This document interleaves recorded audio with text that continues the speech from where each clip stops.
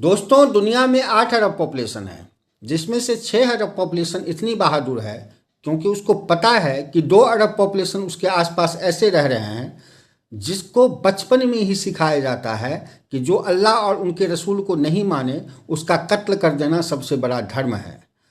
लेकिन फिर भी ये 6 अरब पॉपुलेशन जो है उनके साथ दोस्ती रखता है, उनके सुख दुख में काम आता है, उनके परेशानी का सहभागी बनता है और उनसे प्यार करता है।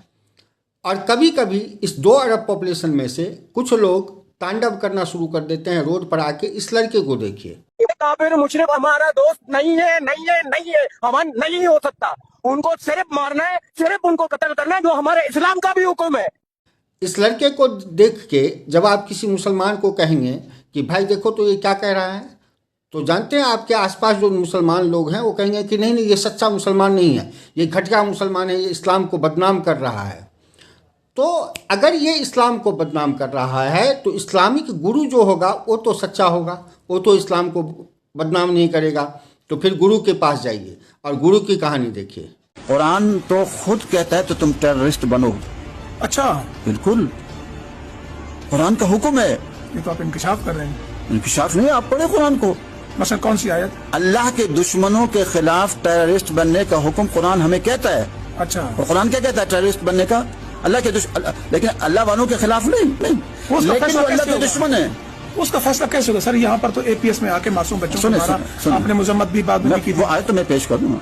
हाँ जी, कुरान कहता है वो आइदू लहुम मस्तताअतुम मिन कुव्वा, जो तुम्हारी कुव्वत है वो तैयार करो।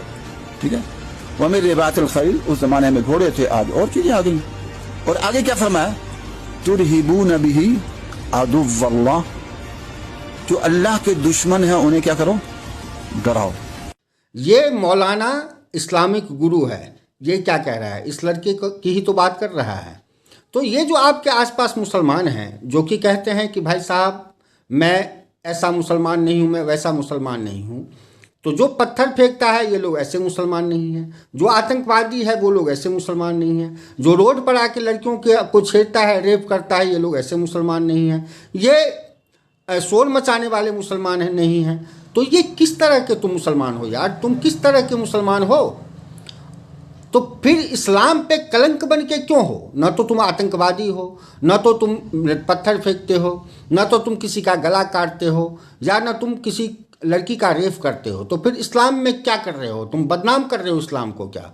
या ऐसा तो नहीं कि तुम्हें अभी मौका नहीं मिला है, मौका मिलते ही तुम भी ये करोगे?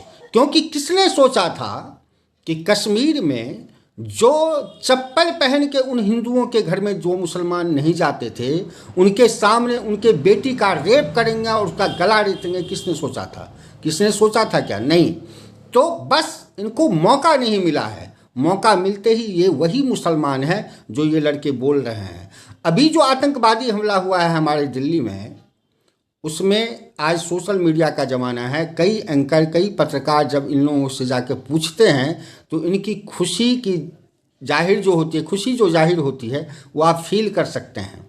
जब जर्मनी में इस लेक्चरर को मारा गया था, आतंकवादियों ने मारा था, तो मुझे याद है नस्लिमा तस्लीन ने लिखा था कि आप कुछ भी कर लें, आज पूरे दुनिया का मुसलमान खुश होगा, चाहे वो आपको जाहिर करे ना करे, लेकिन खुश होगा आज पूरा दुनिया का मुसलमान।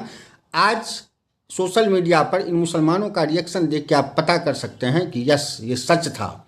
जय हिंद, जय भारत, जागते रहो।